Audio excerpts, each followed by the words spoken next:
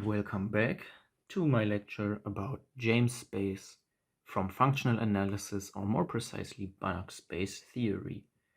Now, in the last lecture, we showed the Greenblum criterion, so we fully characterized Schauder bases for Banach spaces. And today, we will finally begin talking about dual spaces and what we can do with our bases in the dual space. And there will be some very nice theorems now. So we will begin with theorem 1.14. First, we want to have a Banach space, as always, and a basis for that Banach space. And we want the x and dashes to be the coordinate functionals. Coordinate functionals as defined previously. And then, this is our first statement, the coordinate functionals form a basic sequence on the dual space x dash. And the basis constant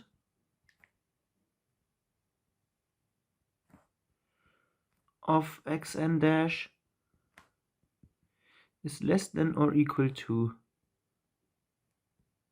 the basis constant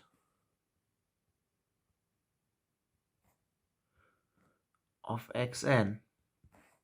And we will not stop here. There will be another statement. So let now Ix be the natural embedding into its double dual space. Then the sequence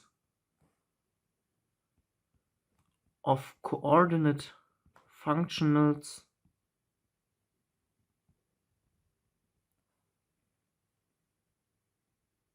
to xn dash, and this is very important,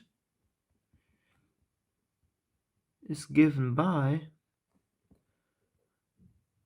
restricting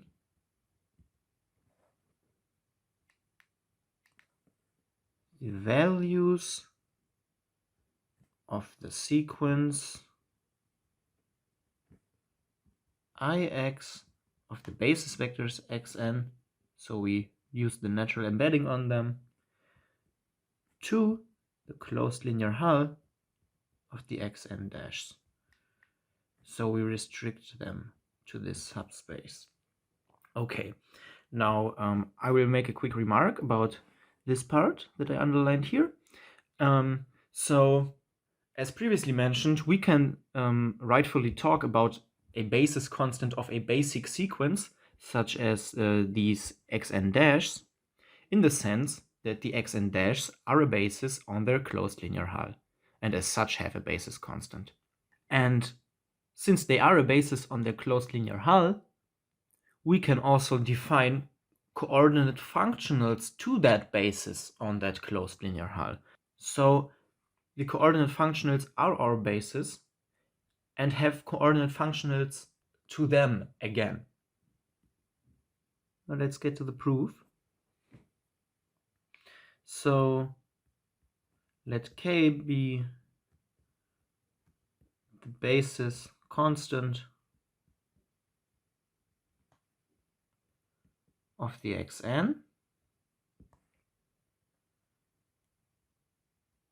and let m1 and m2 be integers, positive integers, such that m1 is less than or equal to m2. And we take scalars alpha 1 up to alpha m2 from our field. Now we will look at this functional here, n1 to m1 of alpha n times xn dash. And the norm of this is given by Well, just per definition, the supremum over all elements with norm 1 of the values of this functional at those points. So we put the functional in here. Yeah, this is our functional, and this will be applied to y. And we will also give this a shorter name. We will now just call it n. Okay, this is per definition. So just by the definition of the supremum, for any epsilon greater than 0, there exists a y norm 1 such that n, which is this norm, minus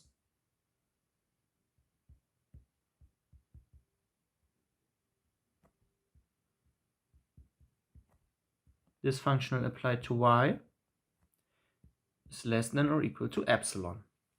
Now, since xn is a basis of x, we know that y looks like this. Beta n xn. Yeah? And then, for fixed epsilon, we have that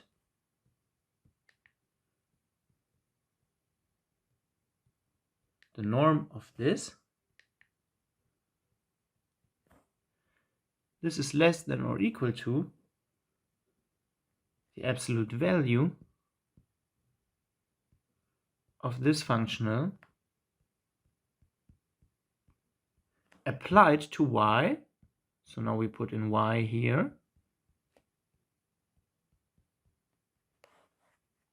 plus epsilon. So from this equation here, we just pull this term to the other side, and this is just the n. So this is the same as applying the functional alpha n xn dash to not the whole vector, but we just look at the first m1 dimensions.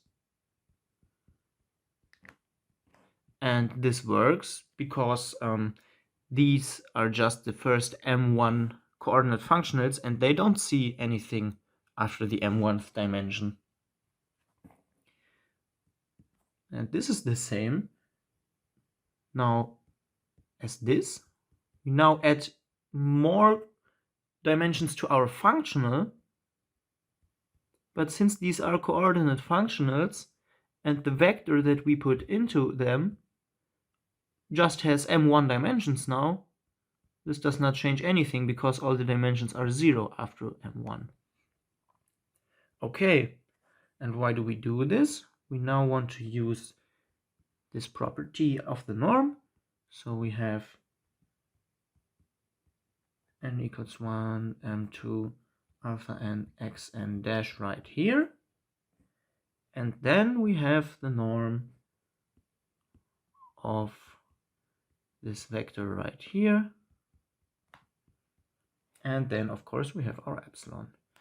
And now from our lemma, 1.10, I believe, we know that this is just less or equal to k, the basis constant. Yeah? So this is just less than k times this norm here.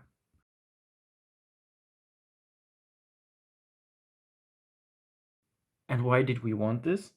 Well, we want to use the Greenblum criterion.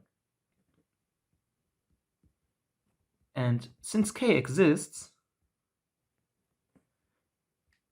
and trivially all these functionals aren't 0,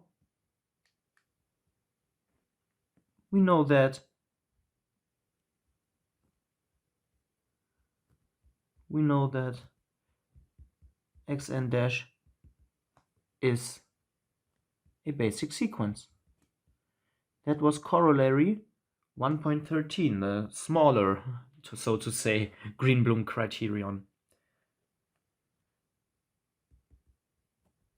And with lemma 1.10,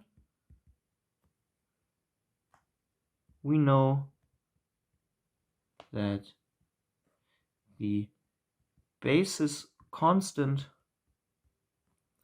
of the xn dash is less than or equal to k. So this is because the basis constant is the smallest number that fulfills this inequality right here.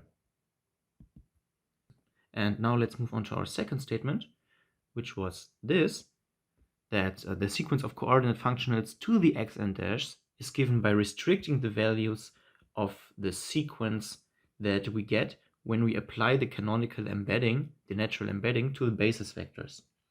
So we will now take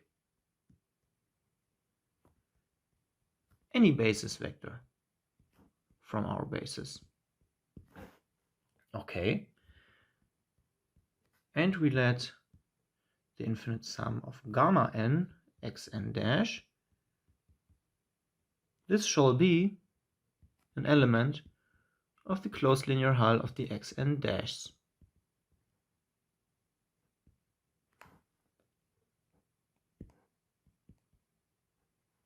Then when we apply the canonical embedding to our xm's and then apply that functional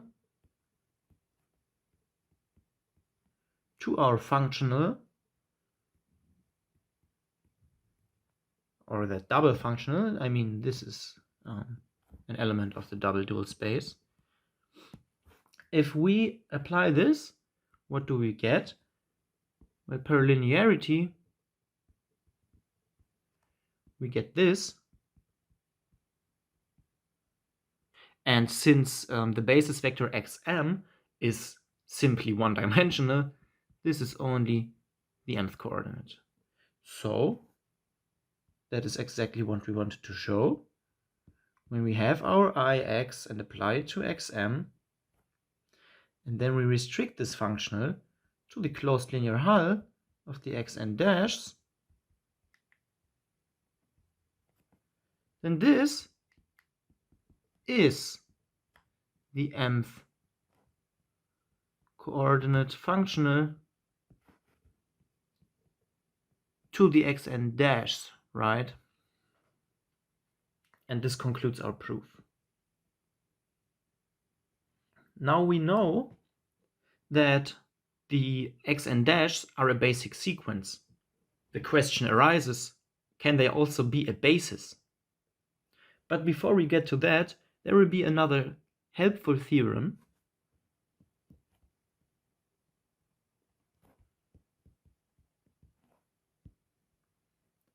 And this theorem will tell us that for x a Banach space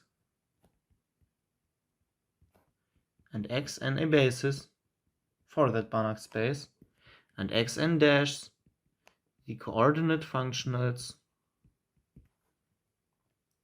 that then for any functional there is a sequence alpha n of scalars such that x dash is the same as the weak star limit as k goes to infinity of the sum from n equals 1 up to k of alpha n times xn dash.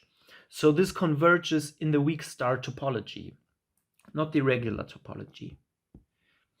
If you are not familiar with the weak star topology, go check that out. However, we will only use this for a neat trick somewhere later on, as I think to remember. And it shouldn't be that much of a problem if you have no idea what weak star convergence means. You can then just skip this. Now again, let Ix be the natural embedding Now, for all positive integers and all alpha n a sequence of scalars such that this weak star limit right here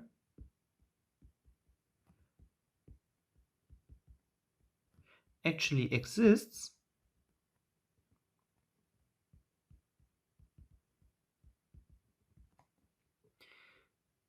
we have that when we put it into this functional right here, so here we just put this in,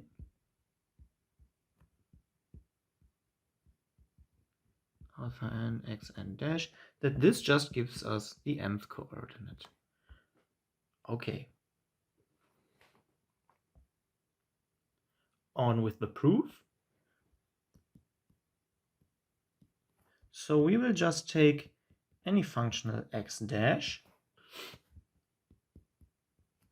then for all k from the natural numbers,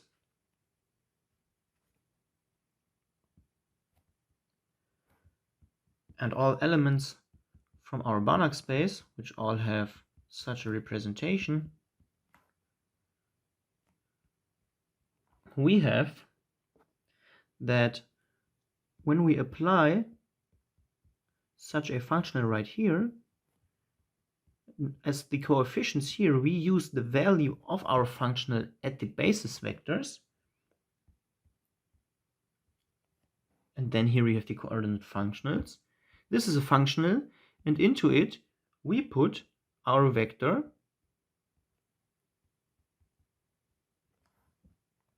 this is the same as the sum from n equals 1 to k x dash xn times the beta n, just per linearity, and this is nothing but the functional applied to the first k dimensions of our vector.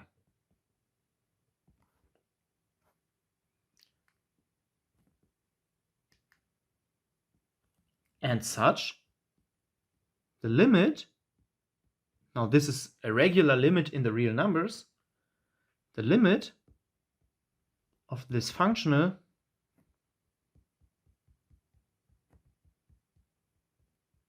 applied to our vector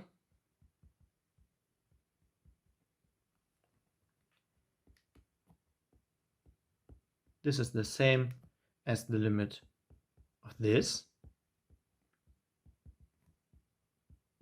That's what we just found out. And since our functionals are continuous, we get that this is just x dash applied to our vector. And this is exactly what it means to have a weak star convergence. So we have that x dash is actually the same as the weak star limit of this sequence of sums. And these are the alpha n's that we talked about in the statement of this theorem. And I find it very beautiful that these alpha n's are the values of the functional at the basis vectors. Just all comes together so nicely. And a little later on, in the next theorem, actually, I believe, we will have an even stronger version of this. And now for the second statement, under its conditions, we have that x dash xm is the same as the limit as k goes to infinity of this functional right here applied to the mth basis vector, and this is just alpha m. And this shows the second statement. This is a cut right here. And we also get the uniqueness of this representation pretty much for free, of this weak star representation right here. So this concludes our proof. Now, as I talked about in my introduction, we want to create a theory of isomorphisms for Banach spaces which are, in a Schauder-based sense, similar to C0. And they will be similar in the sense that the bases will be monotonic and shrinking. And the second concept will now be defined. So what does it mean for a basis to be shrinking? So we have a basis Xn of a Banach space X. And now we define for a functional and a natural number m the following. Now this is not a norm, at least I don't think so. This is a notation for the norm of this functional restricted onto the following subspace, the closed linear hull of the basis vectors after the mth dimension. So we throw out the first m dimensions and then look at the norm of the functional. And now we call the basis shrinking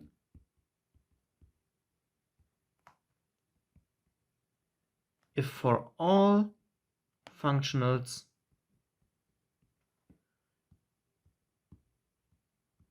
as m goes to infinity, this just gets 0.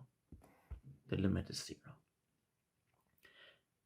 And as a corollary from this definition, we will get pretty much for free that this m norm, so to say, this is always less than or equal to the norm of this functional. This goes for every functional. And you can try proving this yourself. It's not so hard. And it will get you thinking about this definition of what a shrinking basis is. It's not hard. It's a two-liner. Okay. And now we can formulate our big theorem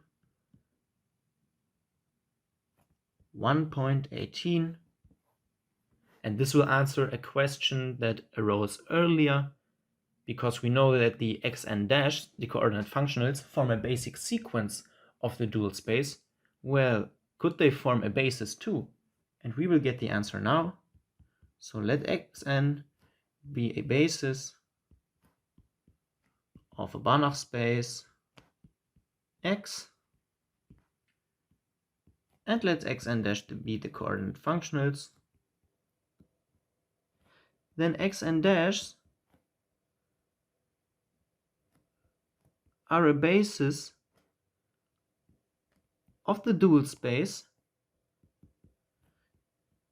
if and only if our base of our Banach space is shrinking. Now, isn't that nice? Now, since we are trying to prove an equivalence, we will prove two directions, but one is pretty much for free.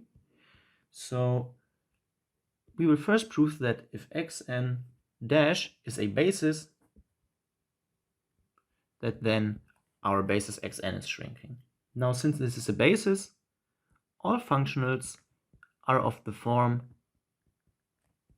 beta n xn dash, right? And then we immediately see that the norm of this functional, or the m norm of this functional, well, this is the same as just looking at all the dimensions that come after m.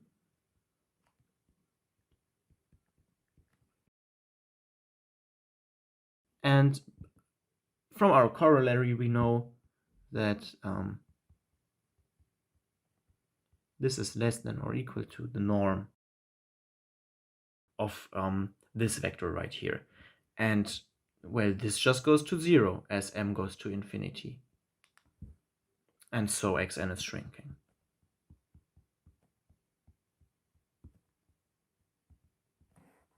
Cool. Now for the interesting part,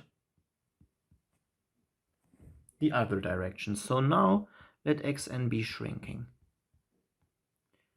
Let k be the basis constant of our xn and take any functional. Now, to show that this functional has such a representation as this, as we want to show, we will consider the vectors of the form, or the functionals of the form x dash minus these first m dimensions. And actually the beta n's that we want to use for this, so the beta n's that will be the coordinates of our functional, are as before in our theorem about weak star convergence. These will be the values of the functional at the basis vectors. Now let's get to it. So let A be a vector from our space, just an arbitrary vector. Then from linearity, it follows that the absolute value of this functional that we want to consider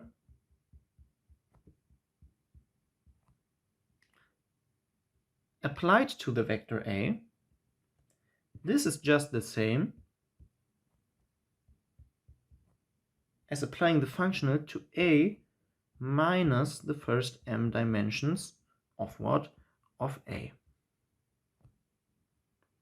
And to get here, so to resolve this equality, you just apply linearity like 5 times and you will get here. If you want to verify this, you can do it yourself very easily. This is less than or equal to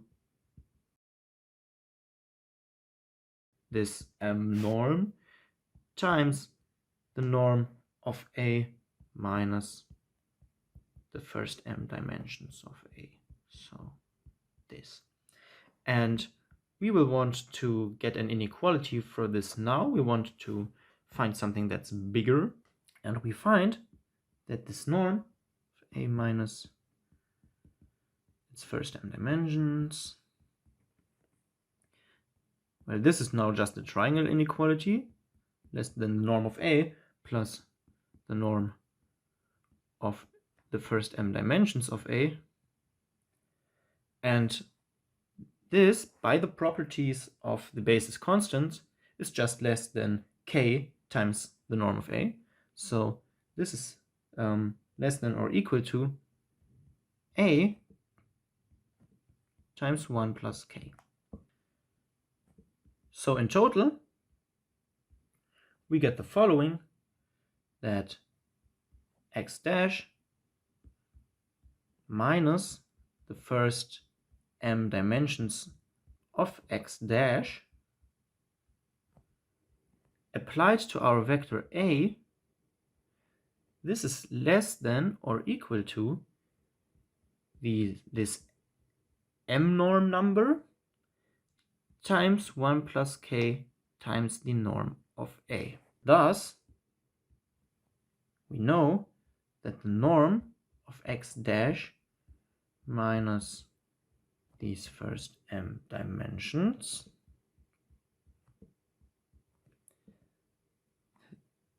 as this is less than or equal to this times 1 plus k,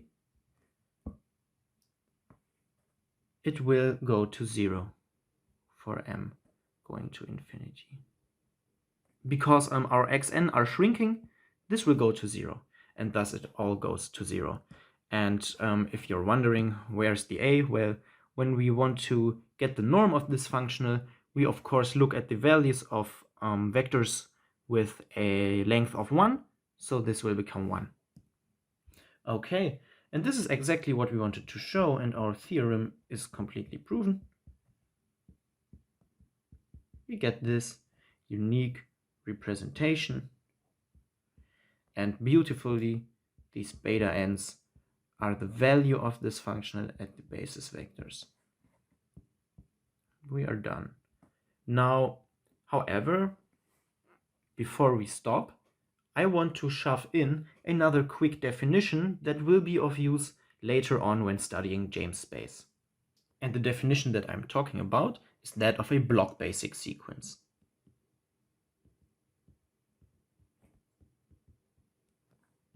It's just a definition, there will be no theorems about it. So we have X a Banach space and Xn a basic sequence. Now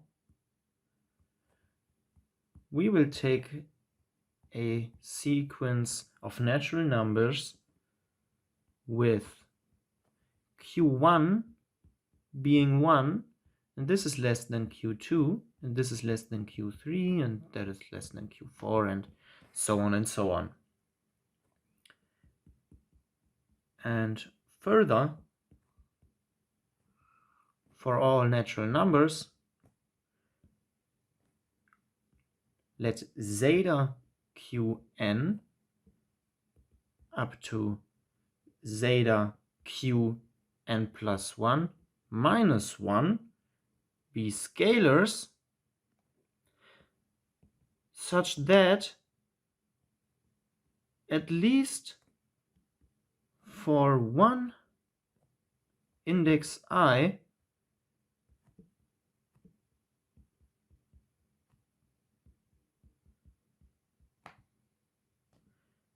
we have that zeta I is not equal to 0.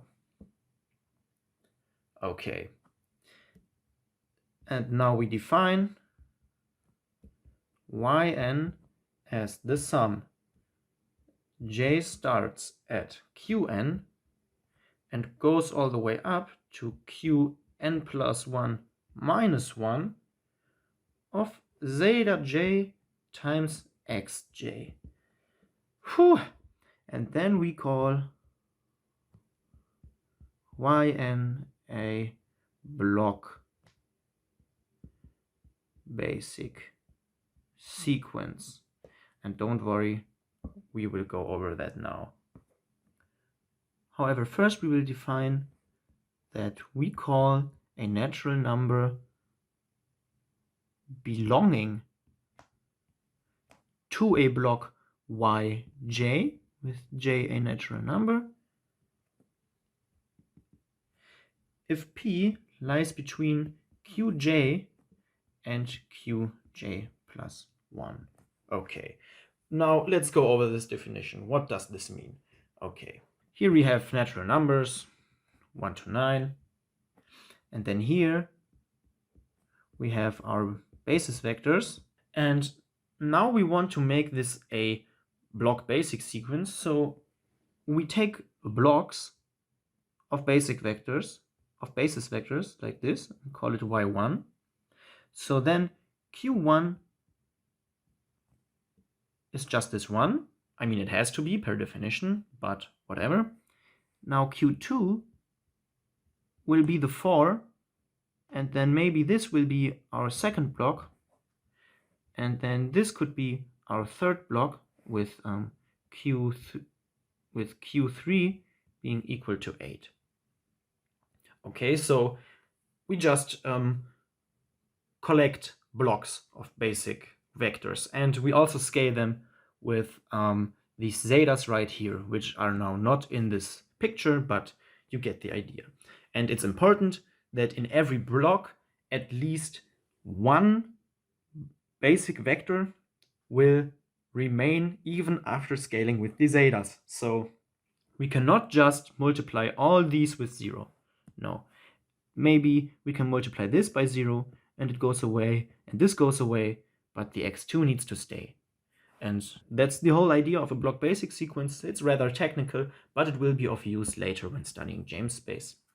And since it has to do with bases, I wanted to talk about it still in the part where we talk about Schauder bases. Later on, maybe I will remind you of this definition, and then you can come back if you want to see it again. Okay, so that was it for this video, and that was also it for our first chapter about Schauder bases. In the next video, we will begin our discussion of isomorphisms of spaces that are kind of like C0. And with that, we will finally begin to go into the direction of James space. This Schauder base part was rather general and had not much to do with James space. However, in the next part, we will be moving towards James space. Okay. I hope to see you in the next lecture, and bye bye.